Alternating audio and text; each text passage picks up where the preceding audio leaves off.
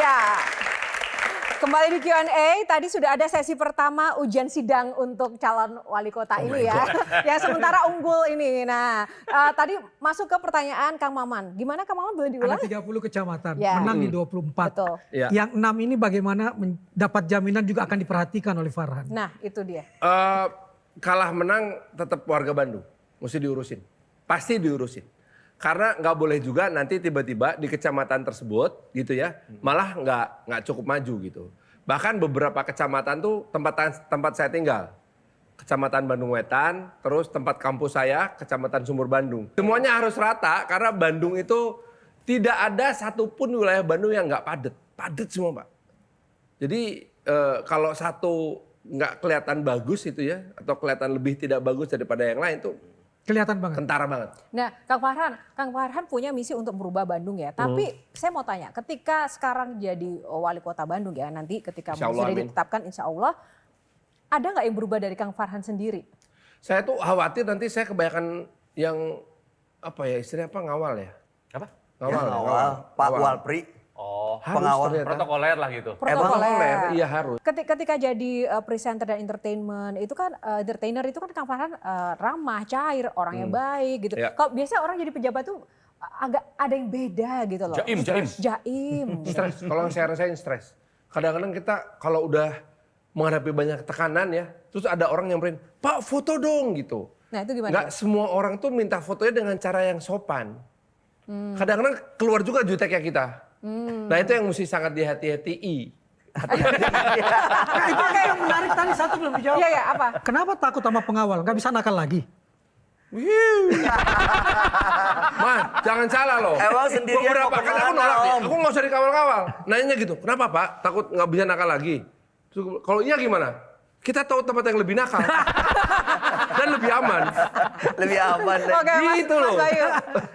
Iya Om, kalau bicara sama Om Farhan sebenarnya banyak banget cerita yang bisa disampaikan. Benar kata Kang Onal, jadi guru, jadi abang, jadi om, jadi mentor juga. Nah terus kan sekarang dari radio banyak juga yang masih yang hidup dari radio nih Om. Ya, ya. Ekonomi kreatif, kita Ya. tahu kota Bandung sebagai kota kreatif yang menjadi barometer lah di Indonesia. Ya. Nah terutama si dunia radio yang jadi sub ekonomi kreatif. Mau diapain tuh radio-radio di Bandung? Tunggu. Aku tuh kerjaannya, kalau lagi di jalan aku dengerin satu-satu nih. Adik-adikku siarannya bener nggak? Oh bagus, kalau bagus saya telepon. Bagus siaran lu, terus gitu. Butuh yang jelek banget siaran lu gitu. Udah ditelepon 3 kali masih jelek aja. Disamperin. Samperin.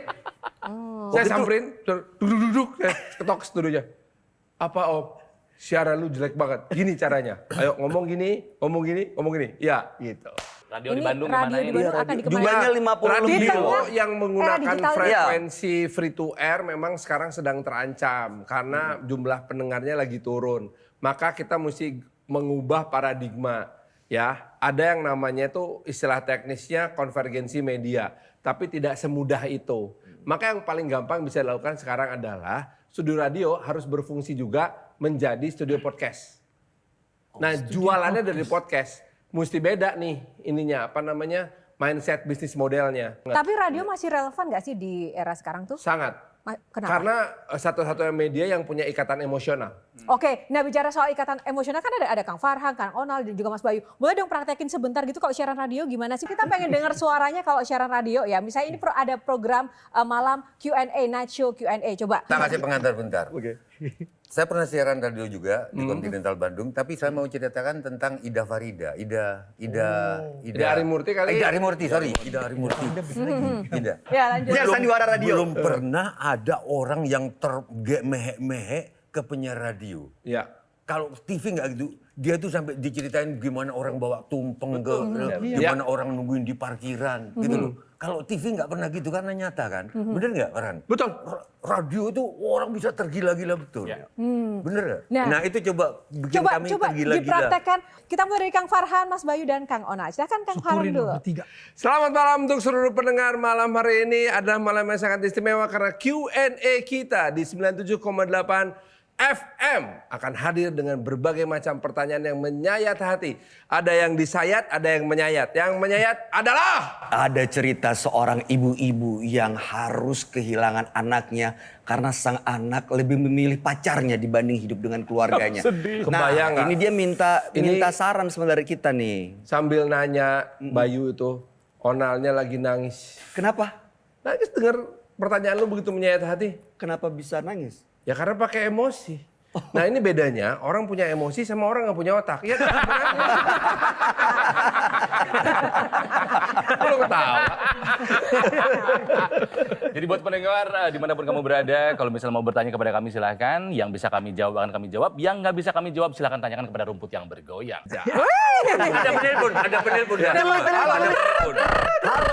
Halo.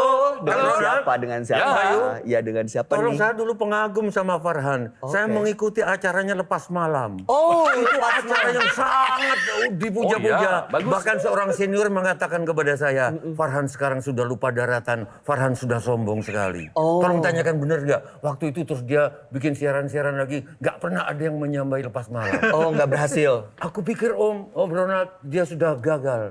Ternyata dia naik lagi. Terus menjadi anggota DPR. Terus sekarang jadi wali kota. Tolong tanyakan. Bagaimana dia bisa membolak-balik kehidupannya. Wih. Oh iya, terima kasih Mbak. Terima kasih. Siapa namanya tadi? Ya, siapa? Aku Ida Farida. Iya, terima kasih Kakak Ida. Oke, tepuk tangan. Terima kasih. Bye. Ya, Bayu, Ya, Om. ada yang telepon tadi. Tadi ada. Harusnya tutup aja. Lah, kenapa? Namanya Ida Farida. Tapi suaranya Sujowo Tejo. Oke, terima kasih. Gimana? Jawab dulu singkat, Kang Farhan. Dibolak-balik ya. bener Dulu juga sih. itu memang kita tampil sebagai sosok yang sangat ingin menonjol untuk diri sendiri. Jadi saya tuh baru sadar yang namanya talk show dengan nama itu menjadi sangat kuat karena yang jadi bahan jualan itu bidang tamu. Nah yang jualannya yang dapat nama. Sehingga misalnya gitu, Sujowo Tejo itu marah-marah sama presiden. Di mana? Di acaranya Farhan. Lah yang dapat nama Farhannya, bukan Sujowo Tejonya.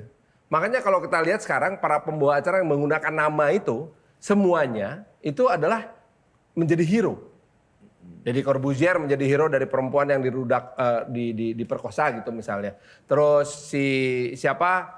Denny Sumargo menjadi pahlawan karena berani mengkonfrontasi Farhad Abbas gitu. Itu memang bagian dari bagaimana perkembangan seorang sosok pembawa acara ini menjadi sentral dari acara tersebut. Bahwa lama-lama Farhan sudah tidak semenonjol dulu lagi karena sekarang Farhan lebih mementingkan rakyat. Udah puas ya? Oke, masih ada yang seru lagi. Next box. Ngelesnya jago. Nomor berapa, Kang Inilah, Farhan? aku kasih jawaban bagus, diketawain paling kenceng sama Pak Tejo. Bener-bener udah. Nomor Oke, berapa? nomor 8. Nomor 8, kita buka. Curhat malam. Wah. Enggak, dari tadi tuh saya berpikir ini kayak acaranya bapak-bapak gitu.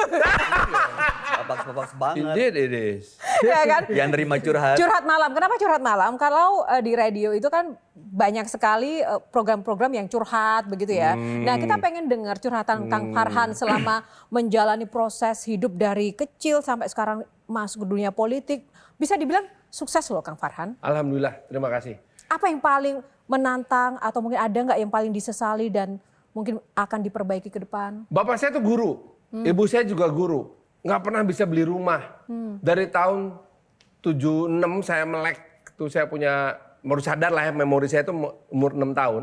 Sampai akhirnya tahun 2004, itu berarti umur saya sudah 44. 38 tahun kemudian baru bapak saya punya rumah. Selama itu tinggal di Bandung, kami tuh nggak pernah menetap di satu tempat yang mapan. Pindah-pindah terus.